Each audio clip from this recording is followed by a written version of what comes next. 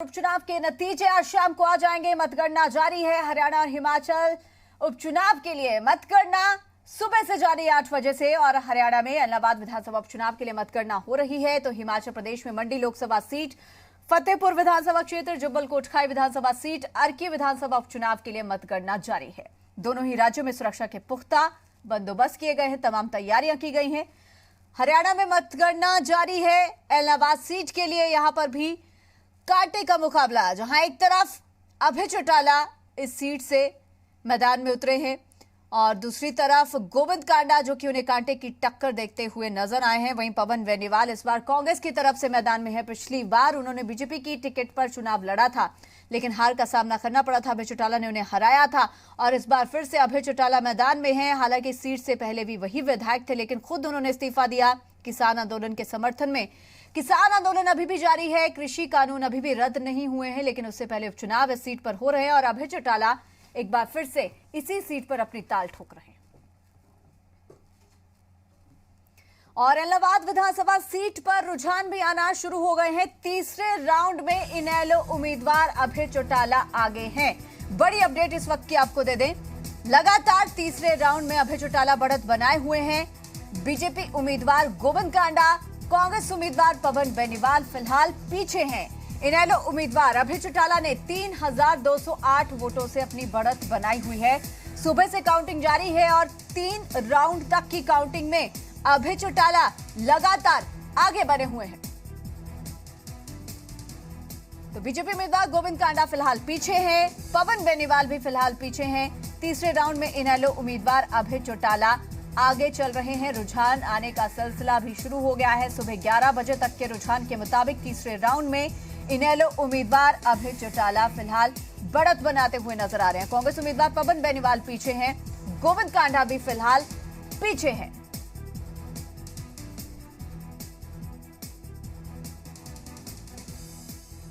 और हिमाचल प्रदेश की भी 4 सीटों पर रुझान आने का सिलसिला शुरू हो गया है। मंडी लोकसभा सीट पर रुझान मिल रहे हैं। यहां पर कांग्रेस उम्मीदवार प्रतिभा सिंह आगे बनी हुई हैं। बड़ी अपडेट आपको दे दे, कांग्रेस उम्मीदवार प्रतिभा सिंह यहां पर लगातार आगे। बीजेपी उम्मीदवार खुशहाल ठाकुर फिलहाल पीछे हैं। कांग्रेस उम्मीदवार प्रतिभा सिंह ने 7296 वोटों से अपनी बढ़त बनाई हुई है। काउंटिंग का सिलसिला यहां पर जारी है। शाम तक नतीजे भी आ जाएंगे, लेकिन जिस तरीके से तस्वीर बनती नजर आ रही है, ऐसी उम्मीद ये है कि दोपहर बाद ही नतीजे सबके सामने होंगे। बीजेपी उम्मीदवार खुशहाल ठाकुर फिलहाल पीछे हैं। और हिमाचल प्रदेश में नेता प्रतिपक्ष मुकेश अग्निहोत्री फोन लाइन पर हमारे साथ जुड़ गए हैं। मुकेश जी, बहुत स्वागत आपका जी मीडिया पर। धन्यवाद। मुकेश जी, फिलहाल आप भी देख रहे होंगे रुझान जो सामने आ रहे हैं। फिलहाल प्रतिभा सिंह बढ़त बनाती हुई नजर आ रही है। कहीं ना कहीं कांग्रेस इस सीट से अपने लिए संजीवनी तलाशती हुई नजर आ रही है। नहीं, संजीवनी की बात नहीं है। कांग्रेस जो है 4-0 करेगी, जीत का चौका लगाएगी और भारतीय जनता पार्टी के कुशासन के खिलाफ ये वोट है। 4 साल इनके पूरे हो गए, विकास का कोई इन्होंने इतिहास लिखा नहीं। चीफ मिनिस्टर नॉन परफॉर्मर रहे और हम पहले से कह रहे थे कि हम सीटें जीतेंगे। ये सरकार के दम पे, सत्ता के दम पे, धन शक्ति के बल पे जो करना चाहते थे, इसके बावजूद हिमाचल की जनता ने इनको रिजेक्ट कर दिया है।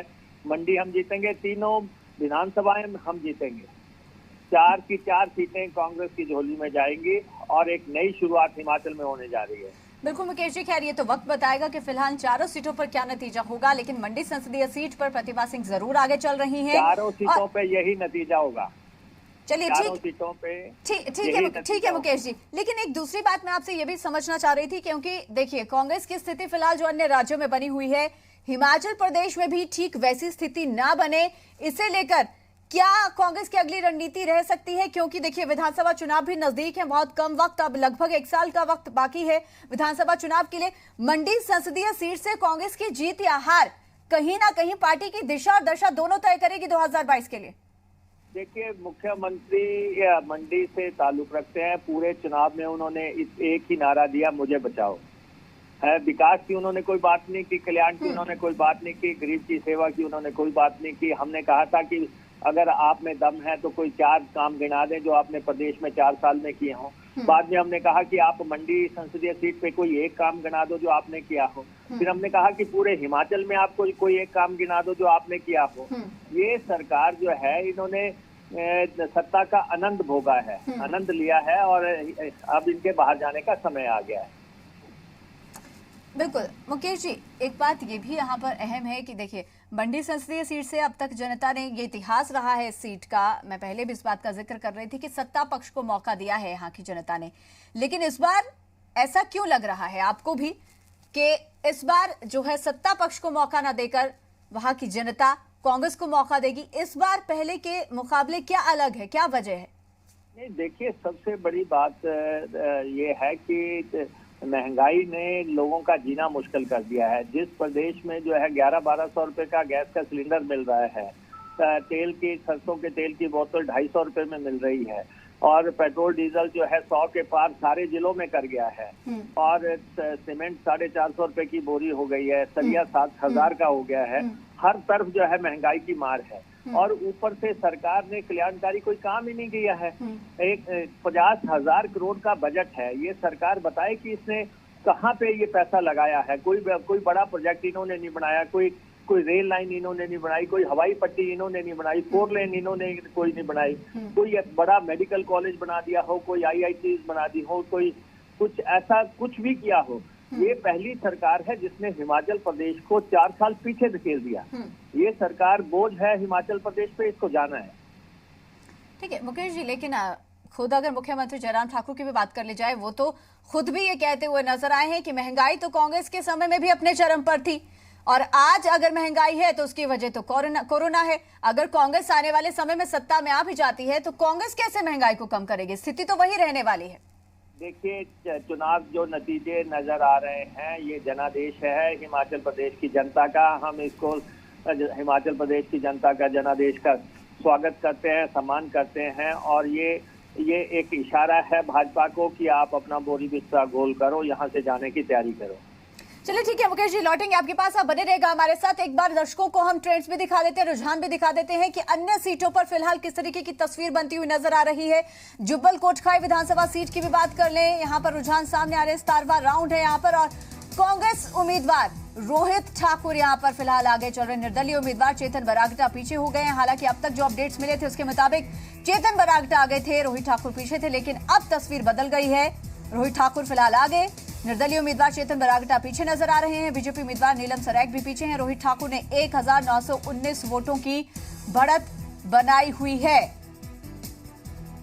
और फतेहपुर की भी बात कर लेते हैं। फतेहपुर विधानसभा सीटों को लेकर भी रुझान सामने आ रहे हैं। 8वां राउंड यहां पर चल रहा है काउंटिंग का और बीजेपी उम्मीदवार बलदेव ठाकुर यहां पर आगे हैं। कांग्रेस उम्मीदवार भवानी सिंह पठानिया फिलहाल पीछे हैं। बीजेपी उम्मीदवार बलदेव ठाकुर ने 1041 वोटों की बढ़त बनाई हुई है। कांग्रेस उम्मीदवार भवानी सिंह पठानिया फिलहाल इस सीट से पीछे चल रहे हैं। और अर्की की भी बात कर लेते हैं। अर्की सीट पर फिलहाल किस तरीके की तस्वीर है? अर्की विधानसभा सीट पर रुझान आ रहे हैं। 10वें राउंड में कांग्रेस उम्मीदवार संजय अवस्थी आगे हैं, बीजेपी उम्मीदवार रतनपाल पीछे हैं। कांग्रेस उम्मीदवार संजय अवस्थी ने 3922 वोटों से बढ़त बनाई हुई है। मुकेश अग्निहोत्री हमारे साथ लगातार बने हुए हैं, एक बार फिर से उनका रुख कर लेते हैं। फिलहाल मुकेश जी से हमारा संपर्क टूट गया, कोशिश करेंगे कि दोबारा से उनसे जुड़ पाए, लेकिन ये अपडेट और ये रुझान, ये तस्वीर फिलहाल लगातार पल पल बदलती हुई नजर आ रही है। बीजेपी उम्मीदवार फिलहाल रतनपाल पीछे नजर आ रहे हैं। अर्की विधानसभा सीट से कांग्रेस उम्मीदवार संजय अवस्थी ने 3922 वोटों से बढ़त बना ली है। बीजेपी उम्मीदवार रतनपाल पीछे हैं। और जिस तरीके से हमारे साथ हिमाचल प्रदेश के नेता विपक्ष मुकेश अग्निहोत्री भी जुड़े थे, जिनका साफ तौर पर कहना है कि चारों सीटों पर कांग्रेस जीतने वाली है। चारों ही सीटों पर कांग्रेस ही बढ़त बनाती हुई आगे नजर आएगी। हालांकि फिलहाल तस्वीर ठीक बिल्कुल वैसी नहीं है, लेकिन अर्की सीट पर कांग्रेस जरूर आगे है। मंडी संसदीय सीट पर भी कांग्रेस आगे नजर आ रही है। संदीप भी हमारे साथ जुड़ गए हैं, हमारे संवाददाता ज्यादा जानकारी के साथ। संदीप, फिलहाल क्या कुछ अपडेट, ताजा माहौल क्या कुछ है? काउंटिंग लगातार जारी है और पल पल में तस्वीर बदलती नजर आ रही है। ज्योति, देखिए सुबह से ही हम जो है वो काउंटिंग की लगातार अपडेट बताते जा रहे हैं और इस वक्त जो है वो कांग्रेस के लिए जो है वो थोड़ी राहत की खबर क्यों है, क्योंकि चारों सीटों पे जो है 3-1 से जो है वो कांग्रेस 3 पे जो है वो आगे चल रही है और 1 सीट पर जो है विधानसभा सीट फतेहपुर की अगर बात करें तो वहां बीजेपी जो है वो आगे चल रही है। फिलहाल मंडी संसदीय सीट जो है एक हॉट सीट है, इसकी अपडेट दे देते हैं। अब तक जो है बीजेपी के कुशाल ठाकुर को 2,61,875 वोट पड़ चुके हैं और कांग्रेस की प्रतिभा सिंह को जो है 2,69,382। तो यानी कांग्रेस जो है अभी 3,507 वोटों के साथ जो है वो लीड कर रही है। लेकिन तीसरा एक कैंडिडेट है नोटा, तो उसको लगातार जो है वोट पड़ते जा रहे हैं 9,773। तो यानी लोगों का रिजेंटमेंट है वो इस बार के उपचुनावों में देखने को मिल रहा है। अब तक जो है वो काउंटिंग 5,46,505 वोटों की हो चुकी है। हालांकि अभी कई सारे विधानसभा क्षेत्रों में जो है वो काउंटिंग होना बाकी है, क्योंकि अभी समय जो है 11:40 हुआ है। तो अभी कुछ एक इलाकों में जो है वो 20 राउंड तक पहुंच चुके हैं, और लेकिन कुछ एक हलकों में जो है वो अभी राउंड 9 के करीब हैं, कुछ में 7 के करीब हैं, कुछ में 10 के करीब हैं। तो यानी अभी फिलहाल अभी काउंटिंग और भी बाकी है, क्योंकि 7,40,000 से ज्यादा जो है इस बार मतदाताओं ने अपने मत का प्रयोग जो है वो इन 17 विधानसभा हलकों में किया था। मंडी संसदीय सीट की बात करें, कांग्रेस जो है वो लगातार लीड पे है। हालांकि बीजेपी के लिए सबसे बड़ी परेशानी इस वक्त ये बनी हुई है कि ये लीड जो है अगले राउंड में तोड़ना जरूरी रहेगा। अदरवाइज जो है ये साफ कहा जा सकता है कि कांग्रेस जो है वो लगातार अगर इसी तरीके से लीड अगले राउंड में बढ़ाती है तो जाहिर तौर पर जो है वो स्थिति साफ हो पाएगी। लेकिन साथ ही जो है नोटा में जिस तरीके से 9,000 से ज्यादा जो है वो मतदाताओं ने नोटा का प्रयोग किया है, तो ये इस बार के उपचुनावों में ये देखा जा रहा है कि नोटा जो है वो भी लगातार जो है वो बढ़ता जा रहा है। तो कहीं ना कहीं बीजेपी के लिए जो है सबसे बड़ी परेशानी ये बनती जा रही है। हालांकि अब देखना ही होगा कि जिस तरीके से अगले राउंड्स अब रहेंगे,